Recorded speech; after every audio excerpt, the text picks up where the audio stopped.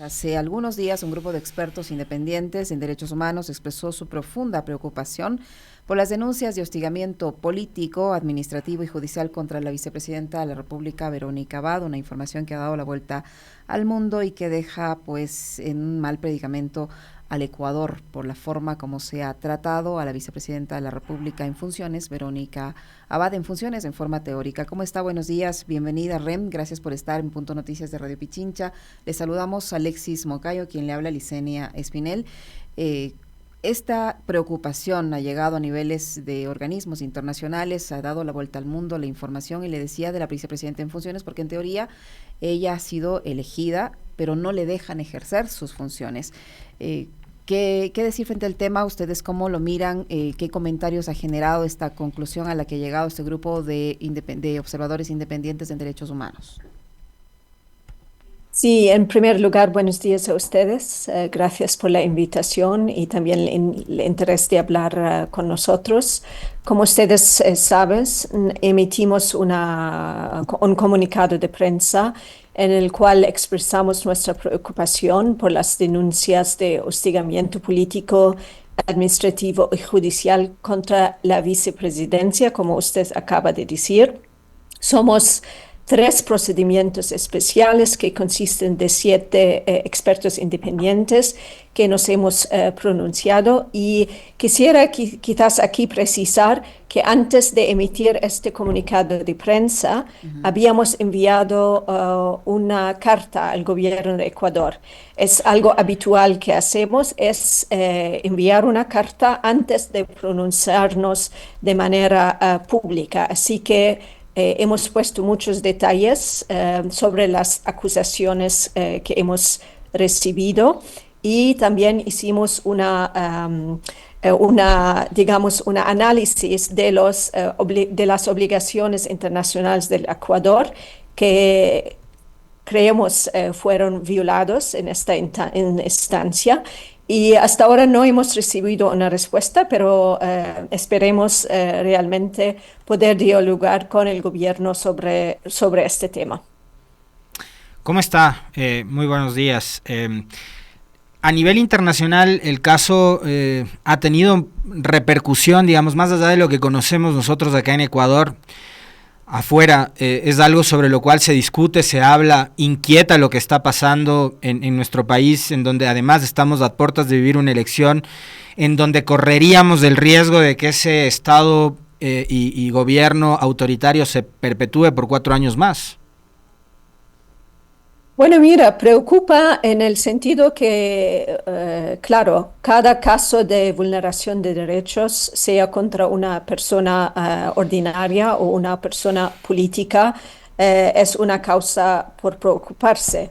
También aquí, como usted señala, se están desarrollando estas medidas dentro de un contexto de una elección.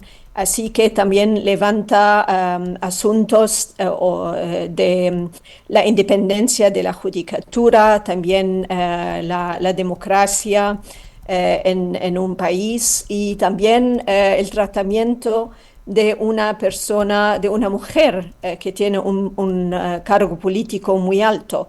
Y habíamos hecho una referencia, como acabo de decir, a las obligaciones del Ecuador de derechos internacionales, de tratados internacionales, y señalamos que este tipo de hostigamiento y abuso de derechos de la vicepresidencia violan, por ejemplo, los tratados que piden al Ecuador tratar a las mujeres de manera equitativa, de también no someter a las mujeres en cargos políticos a la discriminación, también la discriminación de género, y también que hay que mantener la independencia de la judicatura y la libertad de expresión. Y también hay que también darse cuenta que todos estos temas son temas que fueron ya planteados por ejemplo, por el Consejo de Derechos Humanos, por el Comité de Derechos Humanos, por la comité de CEDAW. Entonces, no son, digamos, no es la primera vez que salen estos temas en esta carta. Usted menciona que el Ecuador, el Estado ecuatoriano, estaría ejecutando acciones contrarias a las obligaciones internacionales por haber suscrito esta convención sobre la eliminación de todas las formas de discriminación contra la mujer. Pero resulta paradójico que mientras afuera se ve así, acá internamente no se reconozca que contra la vicepresidenta de la República se ha ejercido violencia política. Ustedes han mencionado incluso el caso de que la justicia ha emitido un pronunciamiento y que lejos de cumplirse esa sentencia, lo que se ha hecho es militarizar el acceso, por ejemplo, a la infraestructura de la vicepresidencia de la República. Pese a que la jueza ha tratado de ir a verificar el cumplimiento de su sentencia, el ingreso, el acceso a la edificación como tal no se ha permitido a la vicepresidenta de la República. La vicepresidenta en el Ecuador sigue enfrentando situaciones legales en el ámbito electoral, mientras su hijo sigue con problemas judiciales. Frente a estos llamados a nivel internacional, ¿el Ecuador puede ser señalado más de lo que ya ha sido? ¿Puede tener alguna consecuencia mayor? Mira, no sé cómo van a actuar otros, digamos, mecanismos de derechos humanos. Cada uno tiene su mandato y su deber. De nuestro lado tenemos digamos, una ruta de actuar, que es enviar una carta con acusaciones, con acusaciones que hemos recibido contra, en este caso, el gobierno, donde se trata de unas vulneraciones de derechos y estamos esperando recibir una respuesta del gobierno y poder después dialogar sobre este tema. Y también, al mismo tiempo, por supuesto, estamos en contacto con la vicepresidenta, en el sentido que estamos haciendo seguimiento, como no finalizó este caso y hay cada día nuevos desarrollos. Así que esperemos poder también recibir respuestas a nuestros, digamos, a esta carta donde hemos pedido cosas muy claras al gobierno ecuatoriano. Y esto es realmente lo que esperemos poder realizar. Me imagino que ya estará al tanto, ¿no? Pero creo que amerita también analizarlo, abordarlo y generar una reacción con respecto de lo que está sucediendo en la cárcel en donde está recluido quien fuera abogado el hijo de Verónica Abad, y entiendo que también parte de la defensa de la vicepresidenta, porque él ha denunciado ser víctima de torturas en el centro penitenciario donde se encuentra. Hoy ha circulado un comunicado firmado por Osvaldo Trujillo, quien es víctima de tortura en la cárcel La Roca. Amenazas de muerte, agresión con golpes y gas lacrimógeno, insultos y privación de elementos básicos para la supervivencia son los actos de tortura sistemática al que se está sometiendo a Osvaldo Trujillo, ex abogado de la vicepresidenta Verónica Abad, en el Centro de Privación de Libertad La Roca. Estos vejámenes y atentados contra los derechos humanos ocurren en un contexto en el que está bajo medida de prisión preventiva y se ha violado el principio de inocencia.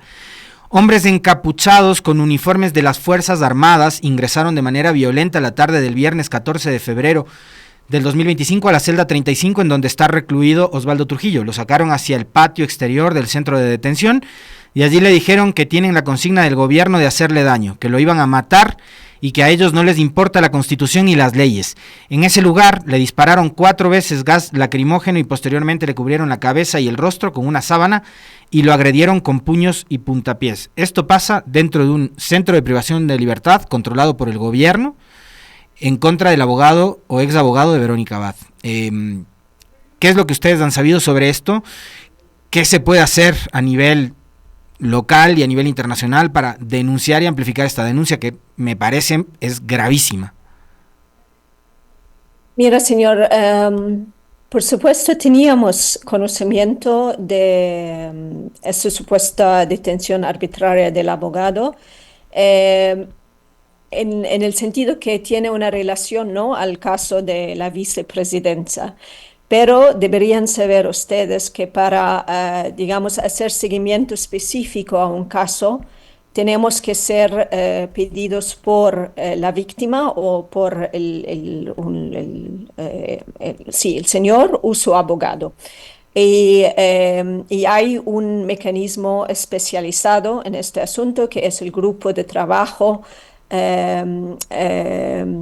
para la detención arbitraria, que también firmó esta carta por el caso de la vicepresidenta, como teníamos información sobre la propuesta detención arbitraria del hijo de la señora Abad, del señor Barrero Abad.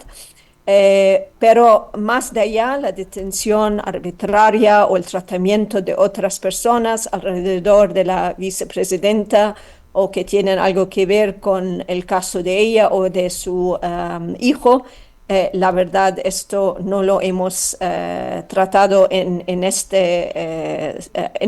acción específica. Ustedes mencionan en el documento que se hizo público respecto a las observaciones del caso, que se genera un precedente, o al parecer hay un precedente alarmante con la situación de la vicepresidenta Abad y que pone en peligro el carácter democrático de las elecciones en Ecuador.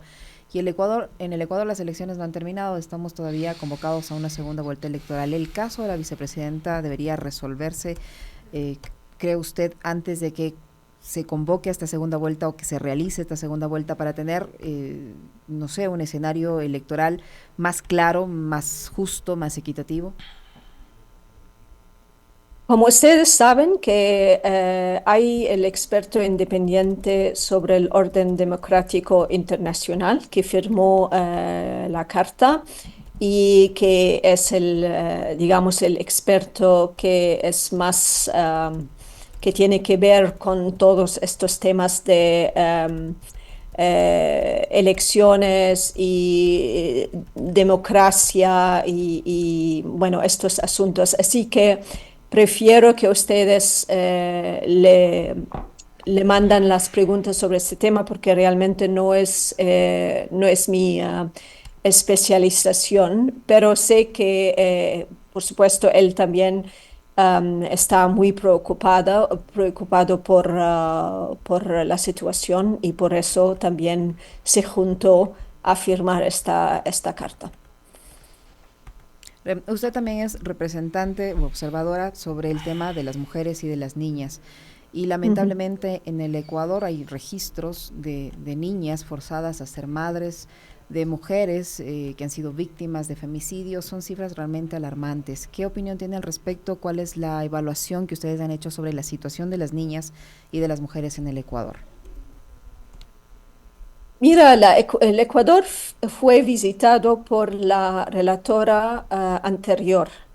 Creo que fue en el 2000, si no me equivoco, en el 2019. Puede ser un año o dos más tarde o más temprano.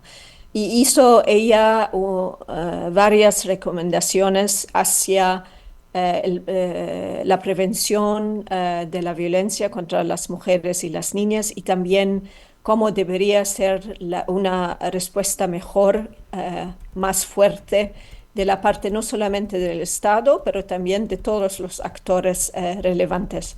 Este informe es público, ustedes lo pueden también revisar. Y quedo realmente al tanto y lista para trabajar con todos los actores para poner en marcha estas recomendaciones, ayudar no solo al Estado ecuatoriano, sino también a la sociedad civil y todos los actores relevantes para superar estas brechas de justicia y también equidad y seguridad y mejorar el ambiente y mejorar el acceso a los derechos de la parte de las mujeres y niñas. Pero claro que esta situación es preocupante, forma parte lamentablemente de una de un patrón, digamos, en varios países en la región, en el continente latinoamericano, pero también en otros países. Estamos viendo una regresión en el goce de derechos efectivos y estamos viendo, la verdad, un aumento en la discriminación y la violencia basada en género cometida contra mujeres y niñas. Y suele ser peor dependiendo de otros factores. Puede ser su raza, puede ser su situación económica, su situación migratoria, su opinión política, como hemos dicho. Entonces, hay elementos que pueden hacer la discriminación o la violencia más grave para algunas mujeres y niñas. Dadas las circunstancias, lo sucedido con Abad, ¿no? Uno puede creer que estas cosas ocurren cuando se trata de atacar a un adversario político, ¿no? Acá estamos hablando de dos personas que llegaron en equipo, que conformaban un binomio, que ganaron una misma elección, que hicieron campaña juntos. Entiendo perfectamente bien el contexto que nos decía nuestra invitada con respecto de casos en donde se ha visto de violación a los derechos de las mujeres y de esta violencia que va más allá de lo político y tiene que ver con otros factores humanos también. Pero acá digo, hablando del presidente contra su vicepresidenta, que además él la eligió para que hagan campaña juntos, ¿hay algún antecedente, una cosa parecida a casos que ustedes hayan visto de situaciones similares como la que hoy ocurre en Ecuador? Porque para nosotros este asunto es casi nuevo, ¿no? O sea, es nuevo de hecho, pero internacionalmente se ha visto una cosa algo parecida a esta. Mira, cada situación tiene sus especificidades, así que no hay un caso que es igualito al otro. Pero lo que sí se puede destacar claramente es que muchas veces mujeres que ocupan cargos políticos altos se enfrentan a acoso, a abuso, están hostigados de manera muy fuerte y muchas veces pueden tener puede ser ejecutado de manera así discriminatoria contra ellas porque son mujeres que están ocupando estos cargos de manera muy visible y muy alta. Y en el caso Abad, lo que nos preocupó es que parece que bueno, su posición como madre también fue tomada en su contra y afectó, ¿no? Y que las acciones que fueron tomadas afectaron el bienestar no solamente de ella, pero también de sus hijos, que esta relación madre-hijos fue también instrumentalizada de manera otra contra ella. Y entonces esto también afectó el interés superior de los niños. Hay un patrón, digamos, sistemático de crear problemas y obstáculos en la vida de mujeres que ocupan cargos altos en la vía política, lo cual empujó a la relatoría mía de escribir todo un informe temático sobre este tema, lo que presentamos, creo, a esta instancia a la Asamblea General. Es decir, que es algo que no es lamentablemente limitado al Ecuador, no es un caso excepcional o único, pero se puede ver en muchos países del mundo. Y por supuesto, el impacto negativo que crea esto es que puede también traer o impedir a las mujeres en Ecuador u otros países de participar en la vida política. De manera general, pueden decir a sí mismos, bueno, hay muchos problemas si yo quiero ser política, entonces, ¿por qué voy a crear estos problemas para mí y mi familia? Yo no voy a hacer esto. Y entonces puede también crear barreras para mujeres, la mitad de la sociedad, de participar en la vida política y pública en el país.